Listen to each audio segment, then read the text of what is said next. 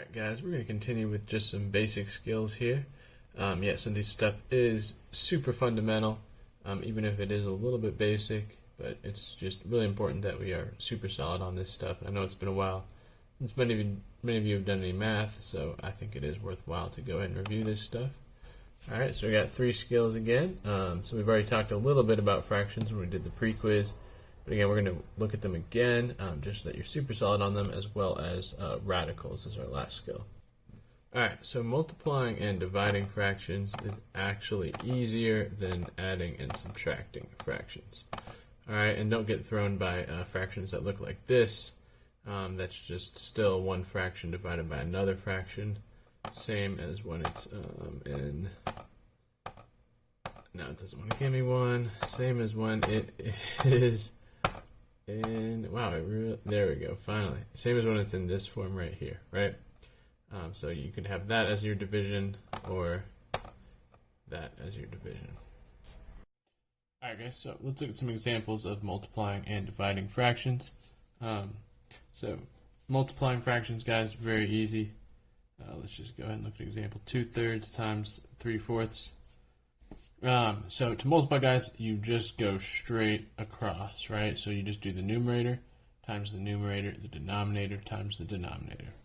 Alright, so 2 times 3 is 6, 3 times 4 is 12, and then of course don't forget to reduce. So 6 over 12, divide top and bottom by 6, right? So 6 divided by 6 is 1, 12 divided by 6 is 2, and there you have it. That's our final form. Alright?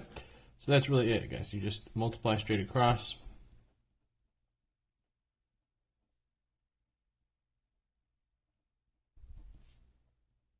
And reduce. Alright, but I do want to point out one other thing, which is that you can also save yourself a reducing step if you want to just reduce earlier on. So when we have a factor in the numerator and the denominator in the original problem, we can, the same factor top and bottom, we can go ahead and reduce that, cancel them out. 2 over 4, right? So 2 I can divide by 2 and that would leave me with a 1. 4 I can divide by 2 and that would leave me with a 2. So 1/2. Alright, so that would give us the same answer. Alright guys, so next example, 3/5 times 7 over 9. Again, you could go ahead and just go straight across. 3 times 7 is 21. 5 times 9 is 45, and then you would have to reduce. But if you can, just go ahead and look for things you can reduce right away. So on top and bottom here, I have a 3 and a 9.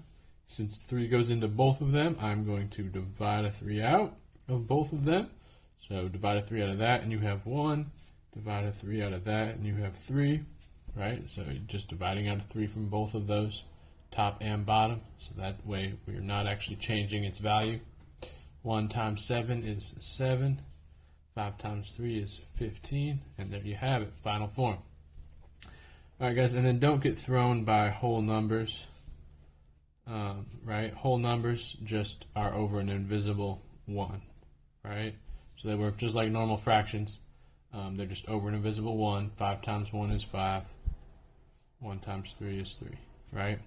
So they just, again, that 5 just multiplies by the numerator. And then the denominator just comes along.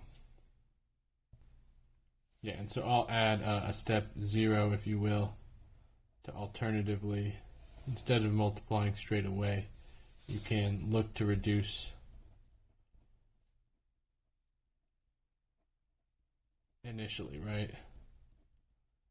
So that you don't have to reduce at the end, right? So that's, again, just crossing off top, bottom factors, right? You can't, guys, you cannot cross off a factor if it's both top, top, right, or both bottom, bottom. One of them has to be on top, one of them has to be on bottom. And then so long as there's a number that goes into both, you can divide that number out, and that will save you from reducing at the end, which can be a little bit harder than reducing initially. Alright guys, and dividing fractions is really the same deal as multiplying fractions. It's just one extra step. Alright, and that one extra step is that you have to take the reciprocal, which again just means to flip it, of the second term, right? Not the first one, but the second one. So the first one I'm just going to bring down. The second one I'm going to flip to 4/5. Right, so I just flipped it. And then becomes a times problem, right? So division becomes a times when you flip it like that. All right, so 5 times 4, or actually, you know what? Instead of doing it straight across, I should reduce, right? Because on top and on bottom, I have a 5 that I can cross off, right? Just divide both by 5, and they're just gone. And then here again, I can just do 4 over 2, divide both top and bottom by 2. And there you have it. Final answer is just 2 over an invisible 1. All right, let's look at another example here. So sometimes the Delta Math will give you ones that look like this, a stacked fraction, so 5/7 divided by 7/5. All right, so don't get thrown by that, guys. That's the same as saying 5 over 7 divided by 7 over 5.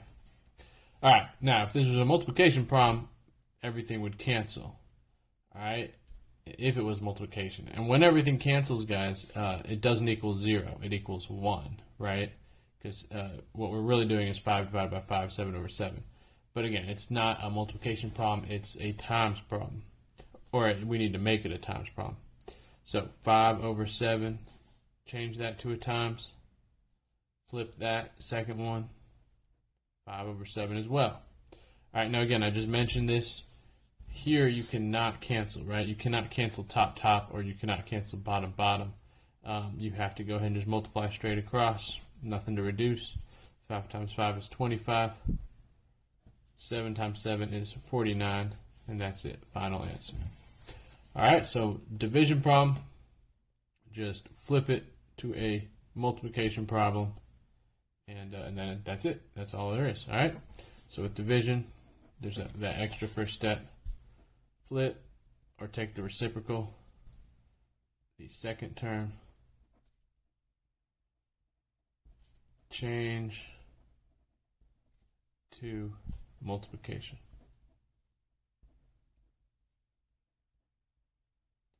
All right, and then it's just normal. Then it's just normal multiplication, right? So I'm going to say then just as multiplication or multiplying.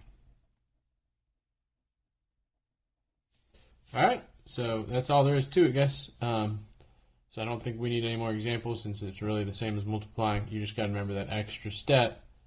Change it to a multiplication, flip the second term, not the first term. All right, and then proceed as normal with multiplication. All right, guys. Now our second skill for today is adding and subtracting fractions instead of multiplying and dividing. And adding and subtracting is a little bit tougher, all right, but not too tough. And we have already talked about it, of course, on the day we did our pre-quiz. So the name of the game is to get a common denominator, right? And one way you can always get a common denominator is to simply multiply them by each other, right? So if I multiply this by 2, I have to do it to the top as well. So that way I'm changing its value, or excuse me, I'm changing how it looks, but not changing its value. And then same deal over here, I can multiply the top and the bottom by 3. All right, so let's see what we get. We have 7 times 2 is 14. Over 3 times 2 is 6. 3 times 3 is 9. And I'll bring down my plus, of course. And 2 times 3 is 6. And now that they're both 6s, of course, now that we have that common denominator, I can go ahead and just add the numerators. 14 plus 9. Again, 14 plus 9 would be, 9 breaks down into 6 and 3. So 14 plus 9 is 20, and then 3 more, 23. All right, and that's our final answer. So let's write down that step. 1. So we're going to multiply top slash bottom, or numerator slash denominator, right? By common factor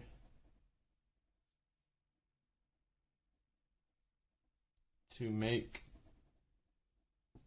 common denominator.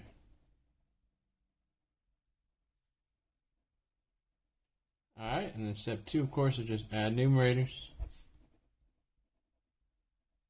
and then keep the denominator, and that's it. Reduce if possible.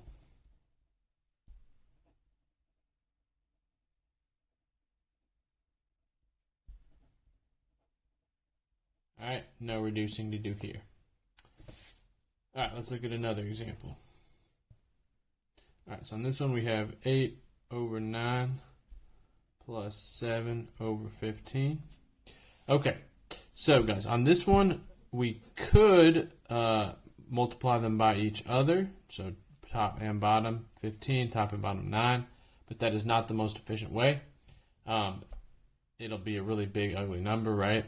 So the way Delta Math does these problems, all right, I promise you there is a more reasonable way to do this. The more reasonable way to do this is to just think about how 9 breaks down. So 9, I'm going to break it down into 3 times 3. All right, I'm just going to break it down into its 2 factors of 3 times 3. Let's do the same with 15. 15 is 3 times 5. All right, now that I've done that, it's actually going to be much easier to see how to make a common denominator. So, and this is a very important practice for when we're doing the same kinds of things with variables. Because when it's with variables, guys, you can't simply use your calculator. So this is a good practice for doing it with variables, I promise. So what this denominator needs is that 5 factor, right? It needs a 5 factor top and bottom in order to match this denominator. What this denominator needs is a 3 factor top and bottom, because this guy has 2 factors of 3 and this only has 1, right? So again, what you want is for them to have all 3 of the same factors, right? Or however many factors they have, they need to match. So by breaking down the number like that, I'm seeing what the factors are. I can see what's the missing part. I need to give each denominator and then do it top and bottom as normal, and then we're good to go. So 5 times 8 is 40. 7 times 3 is 21. Bring down your plus. Our denominator now is going to be 5 times 3 times 3, right? So 15 times 3 again is 45. And now we can just, of course, add. 40 plus 21 is 61 divided by 45, which I do not believe reduces. All right? And Delta Math asks you for a fraction, not a decimal. So 45 is a much smaller number than what we would have had if we had multiplied 9 times 15. It would still work, but it would be a big number, and then we would have to reduce it, and so it's just easier, especially if you're doing mental math, to go ahead and just break it down into its factors like that. All right, so that's that extra step 0, let's call it. It's just that sometimes we don't have to do it, right? Sometimes we don't have to do that step 0 of breaking down the factors because it's small numbers. We can just multiply them by each other. But with bigger numbers, you got to break it down into its factors, all right? So let's write that. Bigger number denominators break down into factors, which you could really just call factoring. All right, and then it's the same as normal, right? From there, it's just the same as normal. Multiply top, bottom by the common factor to make a common denominator, and then just add. All right, so it's just that extra step 0 when we have bigger number denominators. All right, guys, so finally, let's look at a subtraction example. Of course, not really any harder at all. It's just subtracting instead of adding. Okay, so again, the first thing we're going to have to do, guys, we could multiply them by each other. That's not totally unreasonable. But again, let's practice doing it the kind of more grown-up way, higher math way, just because, again, it is good practice for when we're doing this kind of thing with variables. So I'm going to break this down into its factors of 2 times 4. Break this down into its factors of 3 times 4. All right, and now that I've done that, it's easy to see that this already has a 4, but it does not have a 3. So I'm going to need a 3 top bottom. All right, over here, I have a 4 again, and I have my 3 already, of course, but I don't have that 2, so it's going to need a 2 top bottom. Right, but now the denominators match. They both have 2, 4, 3, 2, 4, 3, right? 2, 4, 3. So they match. So now when we multiply everything, it'll work. 7 times 3 is 21. Bring down that minus. 7 times 2 is 14. All right, and 2 times 4 is 8. Times 3 is 24. So now I have a common denominator of 24. And maybe you could have figured that out without breaking it down like that, without factoring it. You could have just thought to yourself, 8 and 12, yeah, they both go into 96, of course. What happens when you multiply 8 by 12? But maybe you could just think to yourself, oh, they both go into 24. Or again, just break it down. Just factor it, right? Because that is good practice. So 21 minus 14 is 7. Keep the denominator. And there we have it. Final answer. So nothing really to add about it being negative, right? It's just minusing instead of adding. All right, guys, our final skill is going to be simplifying radicals, which is something I know you've done a lot in Algebra 1, but I know it's something that students often struggle with, so it's worth revisiting.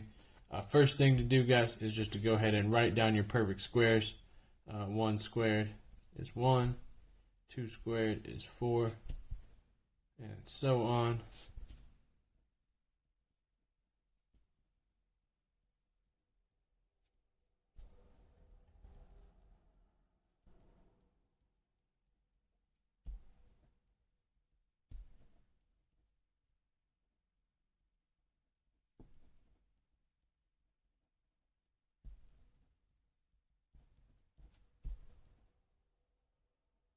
All right, and that'll be enough up to 12 squared. Of course, you could keep going indefinitely. All right, so first example, guys, is just the square root of 100. All right, now I'm not kidding at all when I say I've given this problem on tests 100 times. Pretty much every year I give this problem on tests, and a significant amount of the class messes it up. Like I'm talking about half. Even though I warned them that I'm going to put something like this on there that is just super easy, and students end up overthinking it because we do harder radicals than this, and they just forget how to do the basics. So guys, the square root of 100, well, 100 is, of course, a perfect square, right? 100 is a perfect square. The square root of 100 is just 10. That's it. Sometimes students get messed up. They start trying to do something too fancy with it. If it's a perfect square, ain't nothing to it, right? Square root of 100 is just 10. If you really want to show the steps, you could say square root of 100 is the square root of 10 squared. And then, of course, the square root and the square cancel. You could say they are inverse operations, right? Square root and square cancel each other out, and you just got 10. Final answer. All right, so next example, guys, how about the square root of 63? All right, so this is where knowing those times tables is important. If you don't know the times tables really well, you've got to just kind of play with your calculator. What number goes into 63, right? You got to try to figure out which one of these numbers goes into 63. All right, now if you know your times tables, you know that 63 is 7 times 9, and 9 is our bingo number, right? Because 9 is a perfect square. Now again, if you want to show every step, guys, you can show it like this. It's the square root of 7 times the square root of 3 squared, right? 9, I've changed it to 3 squared. The square and the square root cancel, and you just got the 3 now. So you have 3 radical 7. So I'm just moving the 3 to the front, but it's still 3 times root 7 as our final answer. All right, now I normally don't show this step right here, honestly. I just think to myself, 9 is a perfect square. It comes out, becomes a 3, and 7 stays behind in the radical. All right, now notice, guys, when we enter it into Delta Math, we're going to want to put it 3 and then radical 7. All right, so we're going to write 3 and then press this radical button, hit 7, and there we go. Cool. All right, new problem. Let's do a different one. Square root of 98. Okay, guys, again, I kind of know my times tables really well, so of course I can kind of just think to myself real quick, what goes into 98? But if you don't, guys, here's what you do. You just try these numbers, right? You just see, okay, you pick up that calculator, you see, okay, does 1 go? Well, 1 doesn't count, honestly, when we're reducing radicals. 1 is a perfect square, that is important, but it does not matter for reducing radicals. Because of course it goes into everything. Does 4 go in? No. Well, actually, 4 does not go into 98. Yeah, it does not. Does 9 go in? No. Does 16 go in? No. And you just keep going. Does 25 go into 98? No. You just check it on your calculator. And by go into it, I mean, does it go into it evenly? Does 49 go into 98? Yes. 49 does. So that's our bingo number. All right, so square root of 98, I happen to know, is equal to 2 times 49. 49 comes out since it's a perfect square. The square root of 49 is 7. Leaves behind the 2. And that's it. Final answer. All right, so again, I'm just picking up that calculator. If you don't know it, if you can't figure it out, just test each one. Does 4 go in? Does 9 go in when you divide it? Or does it leave an ugly decimal? All right, not that many to check. And that's only for the big ugly numbers. That a lot of them, it should be pretty obvious. Let's do a couple more here. Yeah, so square root of 125. All right, so again, just by practicing, I'm going to know that 25 goes into it 5 times, right? If I didn't know that, again, it wouldn't have been that long to get to here. Pick up that calculator. 125 divided by 25 is 5. So I'm going to write 5 times 25. 25 comes out because it's a perfect square. Becomes a just basic 5, right? The square root of 25 is 5. And I have 1 5 left behind in the radical. So radical 5. All right, let's just do one last one, and then you are free to go. So last one here, example 5. Square root of 192. All right, so that's a pretty big number, right? So that's even where might need to use a calculator if I can't figure it out. So looking at my list here of what could go into 192. So I'm going to show you something. I'm guessing this isn't the biggest number that goes into 192, but I'm pretty sure that 4 does go into 192. And if I do some mental math, I'm going to say 4 goes into 192, let's see, 48 times. So I'm going to write 4 times 48. All right. Now here's the thing. So I've broken it down with a perfect square. But 48 I know can break down further. I know there's a perfect square that goes into 48. So I know that 16 goes into 48. So I'm going to break it down one more step. 4 times 3 times 16. Right, 48 is 3 times 16. So that's 2 perfect squares that will come out.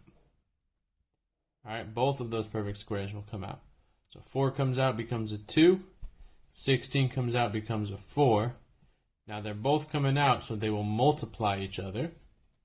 And then radical 3 stays behind. So I have 2 times 4 is 8, radical 3. All right. Now the other way, of course, would have been to use that calculator.